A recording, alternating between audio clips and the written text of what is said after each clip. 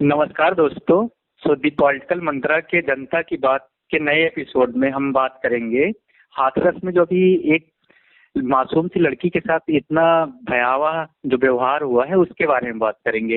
And उसको लेके योगी सरकार का जो रवैया रहा, जो पुलिस प्रशासन ने किया एंड जो विपक्ष के लोगों के साथ मारपीट हुआ, इन सबको ध्यान में रख के हम बात करेंगे कि जो हो रहा है यूपी में एज ए कंट्री हम किस टाइप से कहाँ पे भाग रहे हैं, हमारी डेमोक्रेसी का क्या हो रहा है एंड हम किस ओर जा रहे हैं। देखा जाए तो इतना खतरनाक अगर स्थिति बन रहा है कि कोई अगर आवाज उठा रहा है, किसी के साथ गलत हो जा रहा है, अगर कोई आवाज उठा रहा है तो उसके साथ इतना अत्याचार हो रहा है, तो उसके बारे में बात करेंगे। तो इसके बारे में बात करने के लिए हमारे साथ दी पॉलिटिकल मंत्रा के को फाउंडर दुर्गेश जी हैं। तो दुर्गेश जी, आपका स्वागत है दी पॉलिटिकल मंत्रा पे। जी बहुत बहुत धन्यवाद राहुल जी। तो दुर्गेश जी, आप संक्षेप में पहले बताइए कि ये चल क्या रहा है, आखिर में हो क्या रहा है। ये पूरे प्रदेश में जो आग लग गया है एक तरह से कि मतलब हम कहाँ जा रहे हैं, तो क्या चल रहा है देश में, एक बार संक्षेप में बताइए आप। जी राहुल जी, सबसे पहली बात तो मैं यही बताना चाहूँगा, ये एक एक प्रदेश की बात नहीं है, ये सिर्फ उत्तर प्रदेश की बात नहीं है, ये पूरे देश की बात है। और ये पूरे देश के लोकतंत्र और पूरे हमारे देश की संस्कृति की बात है, जिस संस्कृति में नारियों की पूजा करने की बात कही गई है। कहा गया है कि मनुस्मृति में कहा गया है कि यत्र नार्यस्तु पूज्यन्ते रमन्ते तत्र देवता। जहाँ नारियों की पूजा होती है वहीं देवता निवास करते हैं। और ऐसी संस्कृति में, ऐसे देश में जब नारियों के साथ ऐसा खिलवाड़ किया जाए, उनकी अस्मिता के साथ ऐसा दुर्व्यवहार किया जाए, तो ये कहीं ना कहीं इस लोकतंत्र पर, हमारी संस्कृति पर बहुत बड़ा प्रश्न खड़ा होता है। जी दुर्गेश जी, मनुस्मृति का बात तो छोड़िए, अभी नॉर्मल अभी हमारे प्रधानमंत्री जी का स्लोगन है कि बेटी बचाओ बेटी पढ़ाओ, लेकिन अभी ये हो गया है ना कि बेटी बचाओ इस टाइप से हो, बेटी को लोगों से बचाओ। ये नहीं कि बेटी को मतलब जैसे पहले ये होता था कि भ्रूण हत्या होता है, ये सब इशू था, बट अभी ये तो अलग ही केस हो गया कि मतलब बेटियों को मतलब इन दरिंदों से बचाओ। पहले बेचारी तब बचेंगी तब, मतलब एक तरह से देखा जाए तो अलग ही टाइप का माहौल बन रहा है बहुत बड़ा कि मतलब बेसिक सा लोगों को सुरक्षा नहीं मिल पा रहा है। एंड लोगों के साथ जो भी केस हो रहा है इतना भयावह हो रहा है कि लोगों का दिमाग दहल जा रहा है। अगर कोई मान लो कोई पेरेंट्स है, उसको अगर अपने बच्चों को बाहर पढ़ने के लिए भेजना हो तो वो सोचेगा एक बार सोचेगा। कोई लड़की अगर अकेले जा रही तो वो भी सोचेगी। अभी बलरामपुर का भी केस देख लीजिए, इसमें जो एक मतलब बीए सेकेंड ईयर की जो लड़की थी, वो आराम बेचारी जा रही थी एंड उसके साथ चार लोगों ने मिलके जो इतना खतरनाक तरीके से, इतना भयावह तरीके से, इतना गंदे तरीके से जो कर दिया, वो बहुत ही शर्मनाक है। तो ये मतलब हम किस समाज की तरफ बढ़ रहे हैं, आखिर में क्या हो रहा है। यही तो सबसे बड़ा प्रश्न खड़ा करता है हमारी संस्कृति पर, हमारे लोकतंत्र पर, कि आज हमारे देश की बेटियां सुरक्षित नहीं है। और तो आपको लगता है पहले दुर्गेश जी पहले मैं आपसे ये जानना चाहता हूँ कि लोग ऐसा करते क्यों हैं, लाइक एंड अगर ऐसा मतलब क्या मेंटालिटी होता है लोगों का कि मतलब इतना गिर जाते हैं लोग, इतना ये मचा देते हैं। की देन है, हमारे लोगों की ही देन है। क्योंकि आप सोचिए एक बार कि जो लड़का जन्म लेता है, जन्म लेने के बाद उसको ये सारी चीजें कहाँ से आ जाती हैं। हाँ, जैसा जो में खाद पानी, जैसा हम उनके आचरण, जैसे संस्कार देते हैं, वही वो सीखते हैं, वही बड़े होकर वही वैसा ही व्यवहार करते हैं। तो सबसे यही रीजन है कि हमारा समाज जागरूक नहीं है, लोग जागरूक नहीं है, समझ नहीं है, उनको शिक्षित नहीं है आज। और बेरोजगारी तो देख ही रहे हैं आप किस तरह से बढ़ रहा है। तो ये सब जो रीजन है, शिक्षा, संस्कार, ये सारी चीजें कहीं ना कहीं हमारे समाज की ही देन है, लोगों की ही देन है। ऐसे दुर्गेश जी, आपको ऐसा नहीं लगता है, दुर्गेश जी आपको ऐसा नहीं लगता है कि मतलब जो हमारा ये जो न्याय व्यवस्था है उसके कारण भी ये सब लोग मनमाने तरीके से आगे बढ़ते हैं कि लाइक अगर कोई केस हो रहा है जी, कोई केस हो रहा है तो उसका मतलब न्याय होते होते, निर्भया का केस आप ले लीजिए, उसमें मतलब 8 साल लग गया न्याय मिलते मिलते बेचारी को। एंड उसके बाद जब लास्ट साल में जब न्याय मिल रहा था तो उसमें मतलब उसका इतने बार उसका पेश ही मतलब चेंज हुआ कि लाइक लग रहा था कि भाई एक लड़की है, वो बेचारी मर चुकी है, उसके आत्मा को कितना और मारोगे आप। जी, यही सबसे बड़ी बात है कि हमारे देश की एक तो कानून व्यवस्था भी ऐसी है, और एक ये भी है कि हमारे समाज के लोगों की सोच ऐसी कैसे हो रही है, क्यों हो रही है, इस पर भी विचार करने की आवश्यकता है। आवश्यकता इस बात पर भी है कि लोगों की सोच ऐसे कैसे हो जा रही है और लोग इतने घिनौने अपराध करने को मजबूर कैसे हो जा रहे हैं। उनकी उनकी आत्मा जिस नारी से जन्म जन्म लिए हैं, उसी उसी के जैसे नारी से वो ऐसा व्यवहार करने पर कैसे तत्पर हो जाते हैं, ये सोचने वाली बात है। और आज का जो मनोरंजन बॉलीवुड है या जो भी प्लेटफॉर्म है, आज आप देख लीजिए, हर प्लेटफॉर्म पर बॉलीवुड हो या कोई भी हो, हॉलीवुड हो, हर जगह सिर्फ सेक्स, रेप, ये यही सारी चीजें, गुंडागर्दी, डॉन वाली, यही सारी चीजें उसमें दिखाई जा रही। तो आने वाली युवा पीढ़ी जो है वो क्या सीखेगी भाई? जो देखेगी वही सारी चीजें तो वो माइंड में घूमेंगी, वही वैसा ही तो सोचेगा इंसान। कहा जाता है कि मनुष्य का जो होता है वो एक कंप्यूटर की तरह होता है। जैसा चीज हम अपने आप में डालेंगे, जैसा डेटा जैसे कंप्यूटर में होता है, जैसा डेटा डालते हैं वैसे ही उसका रिजल्ट मिलता है। वैसे ही हमारी सोच भी है, इंसान की सोच भी है वैसी है। जैसे विचार जैसी सोच उसके वो देखेगा सुनेगा, वही सारी चीजें वो कैलकुलेशन करके उसके बाद वैसा ही रिजल्ट वो मिलता है उससे। जी, इस बात से मैं भी थोड़ा थोड़ा सहमत हूँ कि हाँ होता है कि जैसा आपका संस्कार होता है हाँ, बचपन से, उससे भी फर्क पड़ता है। बट मुझे ये भी लगता है कि कुछ लोग विकृत मानसिकता के होते ही हैं, कि मतलब उनका जैसे होता है कि मानसिकता के कैसे हो कुछ जाते हैं, वो समाज की देन है ना, समाज के लोगों की देन है, उनके समाज की पेरेंट्स देन की, है, उनके तो वातावरण की देन है वैसे। लोग या तो लोगों को इस टाइप से और बचपन से ही मतलब अच्छे संस्कार देना ही चाहिए। ऐसा देना ही चाहिए। दुर्गेश जी, और जो चलिए लोग ऐसा दुर्गेश करते जी भी हैं, और एक आप बात ये भी है कि हम्म, जो ऐसा लोग करने की सोचते भी हैं, तो उनके लिए कानून ऐसा बन जाना चाहिए। हमारे देश का लोकतंत्र, हमारे देश का कानून, न्याय व्यवस्था ऐसी होनी चाहिए कि वो एक बार सोचने पर मजबूर हो जाएं, करने से पहले, कि मैं ऐसा करूंगा तो मैं भी नहीं बचूंगा। अब आप 8 साल जब लग रहे हैं निर्भया जैसे केस में, जो कि ऐसा घिनौना अपराध हुआ, तो आप सोच सकते हैं ऐसी न जाने कितने लोगों के साथ दिन प्रतिदिन, हर घंटे, हर मिनट ऐसी बलात्कार और रेप की घटनाएं होती रहती है। अभी बिहार में एक घटना हुई, आपने देखा, बलरामपुर में। अभी निर्भया ये हाथरस वाला हुआ नहीं, दूसरे या तीसरे दिन ही बलरामपुर में इतनी बड़ी दुर्घटना हो गई। एक लड़की के साथ, आपने जैसा बताया कि वो जा रही थी, स्कूल से कॉलेज से आ रही थी, और उसके साथ ऐसे गैंग रेप हुआ और उसकी भी डेथ हो गई। ऐसे ही न जाने कितनी घटनाएं दिन अभी प्रतिदिन होती अभी रहती अभी रिसेंट आज का ये घटना है, बिहार में एक छोटी सी मासूम लड़की के साथ 4 लोगों ने फिर से मतलब अजीब हैं। सा कर दिया, तो बेचारी ने उसने सुसाइड कर लिया, अब आत्महत्या कर लिया खुद अब से। सोच तो लीजिए ये आप मतलब कि कहाँ जा रहा है अलग ही हमारा देश, तरह से हम एज ए कंट्री आगे बढ़ रहे हैं। कैसे जा रहे हैं हम, कहाँ जा रहे हैं, हमारा समाज कहाँ जा रहा है, ये बहुत बड़ा प्रश्न खड़ा होता है हमारे लोकतंत्र, हमारे लोग देश पर। कैसे इसका वो होगा?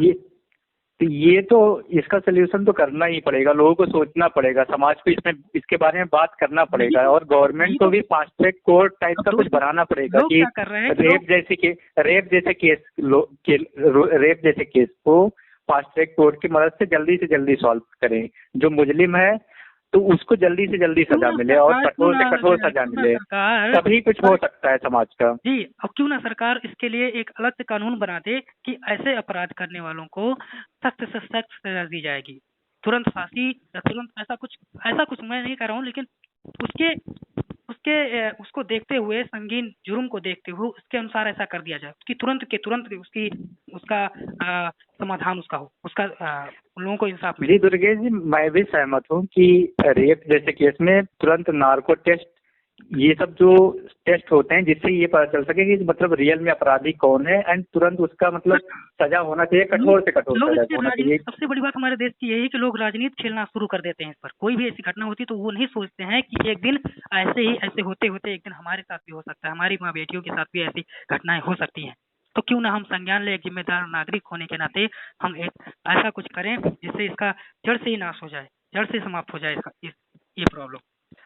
एंड राजनीति से दुर्गेश जी ये बात करते हैं कि चलिए अगले सेगमेंट पे बात करते हैं कि अभी जो योगी आदित्यनाथ सरकार है वो इस इशू को कैसे हैंडल कर रही है। वो क्या कर रही है कि एक तरह से लोगों का वहाँ पे जाना बंद कर दी, विपक्ष के लोग जा रहे हैं तो उनसे धक्का मुक्की हो रहा है, किस जो भी जा रहा है उनको अरेस्ट किया जा रहा है। तो ये मतलब किस टाइप का ये केस को सिचुएशन को क्या करना चाहते हैं योगी आदित्यनाथ, जी, उनका क्या भूमिका है उनकी यही तो हमें भी इस समझ केस में को नहीं आ रहा है, लेके। लेकिन ये ऐसा क्यों कर रहे हैं मुझे समझ में नहीं आ रहा। आप देख रहे हैं कि जो मीडिया भी जा रही है, तो आवाज उसकी पूरे देश तक पहुंचाने का, सच क्या है उसको जानने की कोशिश कर रही है, लेकिन वो पूरा पुलिस, उसके परिवार को, पीड़ित परिवार को ही घेराबंदी कर दिया गया है, पुलिस तैनात कर दिए गए हैं।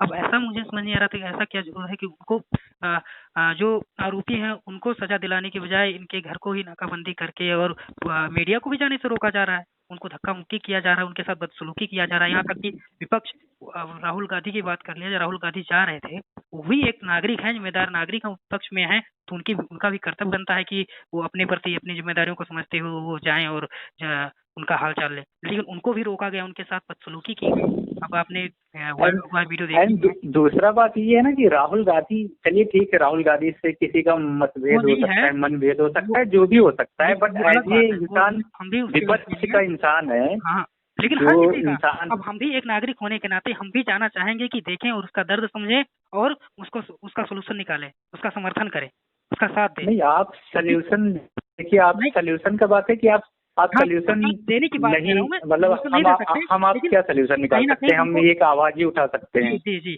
बस साथ देने की बात होती है कि उसके साथ उसका जो दुख है, उनके दुख में। ये तो गलत हुआ, राहुल गांधी के साथ ये गलत हुआ। मेरा भी मतलब मेरा भी कहना यही है कि गलत हुआ, मतलब धक्का मुक्की जो हुआ वो गलत हुआ, मीडिया के साथ किया गया है। अब मीडिया देश की आवाज है, जनता की आवाज बन रही है, वो कुछ भी करती हो, कितना भी वो करती हो, टीआरपी के चक्कर में। बहुत सारे लोग कहते हैं टीआरपी तो उनका बिजनेस है, वो भी करना है उनको, वो नहीं करेंगे तो उनका बिजनेस कैसे रहेगा? वो तो सरकार थोड़ी पैसा देती है भाई, उनको भी अपना करना है। लेकिन जो उनका जो कर्तव्य है वो भी कहीं ना कहीं वो निभा रहे हैं उसके साथ में, उनका कर्तव्य है, उनका दायित्व है, उस दायित्व को निभाते हुए वो जा रहे हैं। तो वो तुम क्यों रोक रहे हो? कैसे पुलिस उनको रोक रही हो? बदसलूकी कर रही है, यहाँ तक कि जाने नहीं दे रहे। क्या छुपाना चाह रहे हो? सही बात है। आप जी, मतलब मीडिया के कुछ लोगों को ले जाना चाहिए, सब मीडिया के कुछ लोगों को ले जाना चाहिए, तो बट उसमें ले जाके क्या न्यूज है उनको जाना चाहिए। मीडिया से छोड़िए, मीडिया से पहले ये बात करते हैं कि योगी, मतलब ये जो सरकार है उसने पहले ही जो लाश को मतलब बिना फैमिली के जलवा दिया। सबसे बड़ा इशू तो यही है ना कि गवर्नमेंट जो इसको नहीं मान रही है, इसको ही मान नहीं रही है। जी, यही बात है, और यही नहीं समझ में आ रहा है कि ऐसा उसने किया क्यों आखिर। परिवार मीडिया के लोग जब क्वेश्चन कर रहे हैं, दूसरा बात ये है कि मीडिया के लोग जब क्वेश्चन कर रहे हैं तो क्या हो रहा है कि अभी इंडिया टीवी ग्रुप का ये जो है कोई ऑडियो एक लीक करवा दी है गवर्नमेंट की, मतलब उसके पत्रकार लोग उसके भाई से बात कर रहे हैं एंड ये कर रहे हैं। भाई ये बात है कि कोई बात कर रहा है, ठीक है, तो उसमें उस ऑडियो को आप सुनिएगा तो उसमें कोई ऐसा नहीं है कोई ऑफेंसिव है, वो नॉर्मली यही उससे बोलने के लिए कह रही है लड़के से कि मतलब क्या चल रहा है, मतलब क्या आप लोगों को प्रेशराइज किया जा रहा है कि नहीं, ये सब। तो ये जो है ऑडियो लीक करके धमकियां, देखा जाए तो एक तरह से दबाव ही तो बनाया जा रहा है मीडिया पे कि मतलब आप कुछ बोलोगे तो आपके साथ कुछ भी होगा, आपका ऑडियो लीक कर देंगे, ये कर देंगे, आपको सर्विलांस पे रखे हैं, दुनिया भर का हुआ है, बहुत सारी चीजें हैं। और सबसे मेन मुद्दे उससे तो ध्यान ही हटवाना चाहते हैं कि मतलब जो है लाश तो भाई जला दिए आप किसी को। पर मीडिया ने सवाल उठाया कि आपने सवाल कैसे जलाया बिना अंतिम दर्शन किए। परिवार जब कह रहे हैं कि और रिश्तेदारों को आ जाने दीजिए, सुबह 2-3 घंटे भी बचे, 3 बज रहे थे और 2 घंटे की बात थी, आपने काहे क्यों ऐसा करा दिया? धूमधाम से डेथ हुई थी तो हमारे हिंदू धर्म में अंतिम संस्कार बहुत ही धूमधाम से अच्छे से किया जाता है कि आत्मा को शांति मिल सके। लेकिन ऐसा पुलिस का बर्ताव और ऐसे ही बिना परिवार की मौजूदगी में आपने ऐसे संस्कार कर दिया, अंतिम संस्कार कर दिया, तो ये सही नहीं है कहीं ना कहीं। उसे जो बच्ची के साथ बच्ची के जो भी हुआ नहीं सही नहीं हुआ, और उसकी अंतिम संस्कार के साथ जो पुलिस का बर्ताव रहा वो भी सही नहीं रहा, और जिस तरह से पूरा मुद्दा बन गया है। तीसरा बात दुर्गे जी, तीसरा बात ये है कि जो पुलिस को इतना मजबूर क्यों कर दिया जाता है? अपनी पुलिस जो है, यूपी पुलिस या कहीं की अपनी इंडिया में जो पुलिस है, इतना मजबूर क्यों रहती है राजनेताओं के आगे? उसको आखिर में क्यों मजबूरी में कोई कदम उठाना पड़ता है? मतलब जहाँ पे गलत हो रहा है वहाँ भी गवर्नमेंट का ही साथ देना होता है, मतलब पुलिस को इतना मजबूर क्यों कर दिया जाता है कि मतलब अगर कोई विपक्ष का जा रहा है तो उसके साथ मारपीट करना, उनको इतना मजबूर होना पड़ रहा है? तो ऐसा क्या है पुलिस के साथ, इतना मजबूरी क्या है? इसमें पूरा खेल मैं जहाँ तक समझ पा रहा हूँ राजनीति का है। जो लोग पक्ष में होते हैं, जो लोग सरकार में होते हैं, वो अपना चलाने की कोशिश करते हैं और कोई भी अपना लाभ देखते हैं, और उसमें अब देखते हैं कि कोई भी नेता बन जाए तो वो हर तरह से अपना चलाने का प्रयास करता है और उसके जरिए अपना राज चलाता है। तो उसमें पुलिस है तो पुलिस को डर रहता है कि उसकी जॉब चली जाएगी अगर हम नहीं मानेंगे, तो हम नहीं करेंगे वैसा, तो इसलिए पुलिस को भी वैसा करना पड़ता है। क्योंकि पुलिस को मतलब बहुत सारे लोग क्रिटिसाइज किए हैं, बट देखा जाए तो वो भी उनके भी पुलिस हाथ बने, क्योंकि वो जी विद्रोह तो कर भाई, नहीं ऊपर सकते से जो हैं आदेश गवर्नमेंट के आता है खिलाफ। पुलिस आदेश वो अपने लाभ के प्रति जो भी मैटर रहता है उसके अनुसार वो सॉल्व करने की कोशिश करते हैं और पुलिस को हथकंडा बना लेते हैं। पुलिस बट करेगी नहीं, बट पुलिस पुलिस पुलिस को पुलिस लड़ना में पड़ेगा। थोड़ा बहुत पुलिस में थोड़ा बहुत रिफॉर्म भी जरूरी है, कि मतलब जी, इस टाइप का ऐसा अगर ऐसा सिचुएशन कुछ आया है नियम तो कुछ बनाना होना चाहिए, चाहिए। पुलिस को भी ऐसे अधिकार क्योंकि देने चाहिए क्योंकि कि वो क्योंकि अपने तरीके से भी क्योंकि केस को हैंडल कर सके। क्योंकि एक पैटर्न हो गया दुर्गेश जी, कि क्या हो रहा है कि जब भी कोई इस टाइप का केस हो रहा है या देश में कोई भी मुद्दा होता है, तो उसमें क्या होता है कि पहले पुलिस को आगे भेज के बोला जाता है कि आप ये कर दो, आप इनको रोक दो, उनको रोक दो। एंड जब मुद्दा ज्यादा बढ़ जाता है तो उन्हीं पुलिस वालों को सस्पेंड कर दिया जाता है जी कि इन्होंने ऐसा किया। ऊपर से ही आदेश रहता है, बाद में उन्हीं को सस्पेंड किया जाता है। तो जी पुलिस के साथ एक तरह से दो तरफा गेम हो जाता है। तो जी पुलिस पुलिस पुलिस में भी रिफॉर्म की जरूरत है, कि मतलब इस टाइप का सिचुएशन ना फेस जरूर करना पड़े। जरूर जरूर, बहुत बहुत जरूरी है। हर केस में कहीं ना कहीं पुलिस का ही पूरा मेन दायित्व होता है सॉल्व करने की। और जब पुलिस ही जब कहीं ना कहीं दबाव रहेगा पुलिस पर और पुलिस के साथ ही ऐसा होगा तो वो अपना काम पूरे तल्लीनता के साथ नहीं कर पाएगी। जब आप दबाव बनाएंगे तो कैसे इस पुलिस अपने कर्तव्यों का निर्वहन कर पाएगी सही तरीके से? तो ये तो भी एक बड़ा दुर्गेश, प्रश्न है। ये तो बड़ा प्रश्न है। ये तो दुर्गेश जी, आप संक्षेप में ये बताइए कि मतलब जो ये सिचुएशन चल रहा है इसको किस तरह से ऐसा किया जाए कि हमारा देश जो है, देश का फ्यूचर जो है अच्छे तरीके से सुनहरा हो। जो हम लोग आज़ादी के बाद जो देश के नेता लोग जो बलिदान दिए, जो हमारे सुभाष चंद्र बोस थे, हमारे जो भगत सिंह थे, आजाद देश के थे, शहीद जो ये सब जो देश को बनाने का सपना देखे थे, उस सपने का भारत कैसे बने। देश को इस तरह के हिंसा से, इस तरह के भयानक त्रासदी से कैसे मुक्ति आ जाए। तो आपकी तरफ से कुछ सजेशन है कि मतलब ये जो रेप जैसी घटना है उसको कैसे रोका जाए, जिससे हम एक सुनहरे भारत की तरफ आगे बढ़ सकें। जी बस इसको लेकर, इन सारी बातों को लेकर मैं इतना ही कहना चाहूँगा कि जो इन शहीदों ने, वीरों ने अपना प्राणों की आहुति दी है एक सुनहरे भविष्य के लिए, एक सुनहरे भारत के लिए, कि हमारा देश आने वाली पीढ़ी सुख चैन से अपना जीवन अच्छे से निर्वाह कर सके और जो देश की नारियां हैं, देश की बेटियां हैं, उनको एक सुरक्षित वातावरण मिल सके और वो स्वच्छंद पूर्वक खुले वातावरण में अपना जीवन अच्छा से जी सके। अगर ऐसा करना है तो सबसे पहले लोगों की सोच को बदलनी होगी। कानून व्यवस्था जो है, नियम है, उसमें बदलाव करने की जरूरत है कि ऐसे अगर कांड, ऐसी घटनाएं होती हैं तो उस पर तुरंत कार्रवाई हो, तुरंत के तुरंत उनको सजा मिले जो आरोपी हों। और उसके बाद में लोगों को जागरूक करने की आवश्यकता है। देश के युवाओं की सोच बदलने की आवश्यकता है। उनमें जो बच्चे हैं उनमें संस्कार ऐसे डालने चाहिए उनके, और ये कर्तव्य उनके माता पिता के, उस समाज की है, ऐसे लोगों की है जो अपने एक जिम्मेदार नागरिक हैं और समझते हैं और आने वाले नए भारत का सपना देखते हैं। तो इन सारी बातों को लेकर ये जो कुछ पॉइंट हैं इस पर विशेष ध्यान देने की आवश्यकता है। एंड जाते जाते दुर्गेश जी, एक और मैं प्रश्न आपसे पूछना चाहता हूँ कि जब कोई इशू होता है तो अपना देश जो है, देश में दो गुट बढ़ जाता है। एक से कुछ पर्टिकुलर इशू को लेके लोग सिलेक्टिव हो जाते हैं, कि मतलब पर्टिकुलर इशू में लोग बढ़ जाते हैं, कुछ लोग सपोर्ट भी करते हैं, कुछ लोग अपोज में आ जाते हैं। भाई, जब कोई भी हीनियस क्राइम हो, कुछ इस टाइप का क्राइम हो, तो देश को लोगों को एक साथ बोलना चाहिए, आवाज उठाना चाहिए। क्योंकि अगर आप अभी बटेंगे तो बाद में यही होगा कि आपके साथ कुछ गलत होगा तो लोग आपका साथ नहीं देंगे। एंड बट के कुछ नहीं होता देश में, देश का यूनिटी ही देश का ताकत है। तो जब अगर आप बटेंगे तो फिर ये दिक्कत ही होगा। तो आपका इसके बारे में क्या कहना है?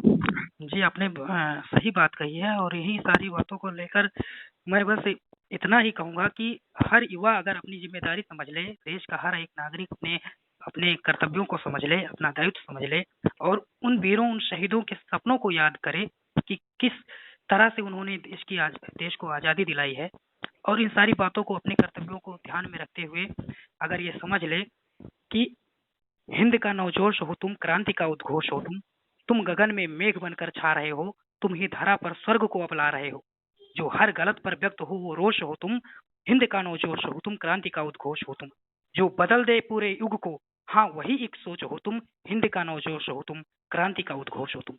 बस इन्हीं बातों के साथ मैं अपनी बात पूरी करता हूँ।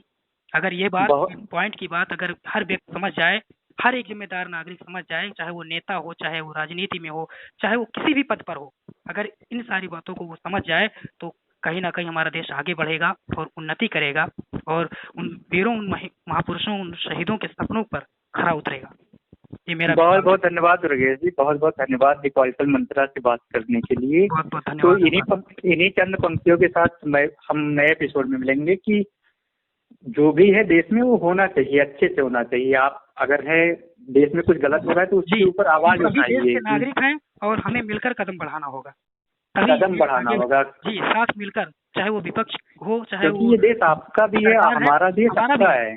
हम एक जिम्मेदार नागरिक हैं तो हमें ये होना चाहिए हमारे अंदर कि हम, सरकार, राजनीति, सब सारी चीजें तो चलती रहती हैं, लेकिन अपना दायित्व, अपना जो कर्तव्य है, एक नागरिक का कर्तव्य है, एक इंसान का कर्तव्य है, एक मनुष्य का कर्तव्य है, वो हमारे अंदर जीवित होना चाहिए। चाहे वो इंसानियत हो, किसी के साथ गलत हो रहा है तो उस पर गलत के साथ गलत कहने की हिम्मत अब तो रखनी चाहिए। जी, सिर्फ हंगामा खड़ा नहीं करना है, सिर्फ हंगामा खड़ा करना मेरा मकसद नहीं, मेरी कोशिश है कि ये सूरत बदलनी चाहिए। हो गई है पीर पर्वत सी पिघलनी चाहिए। इन्हीं पंक्तियों के साथ धन्यवाद दुर्गेश जी। एंड दी पॉलिटिकल मंत्रा की जनता की बात के अगले एपिसोड में हम कुछ नए इशूज के साथ बात करेंगे आपसे। धन्यवाद, बहुत बहुत धन्यवाद।